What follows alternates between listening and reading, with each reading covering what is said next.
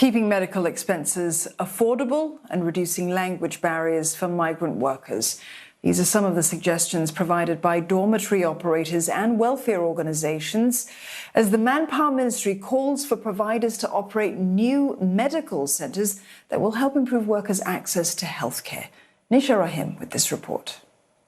The new healthcare system will let migrant workers access more medical centres located throughout Singapore. 6 new centres in different sectors will provide services like mobile clinical teams, 24-hour telemedicine consultations, and ambulance services.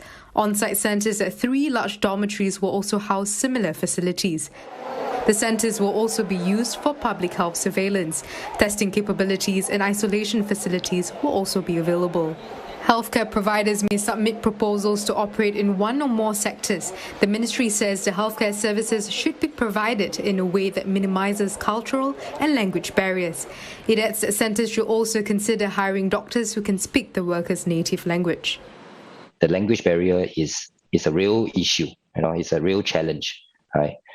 If we can have doctors, that can speak the native language, definitely, I think, whatever task ahead of us, we will be definitely more effective. Healthcare providers are also expected to keep medical expenses low for migrant workers. Charities like HealthServe that provide services to these workers find that affordability is still an issue faced by many. The ministry has provided free consultations and subsidies for migrant workers for COVID-19 related symptoms. But for other illnesses, it's still an expensive trip to the polyclinic. Some workers pay as much as $50. Say, example, to a polyclinic and get some subsidized rates from the polyclinic or from the government.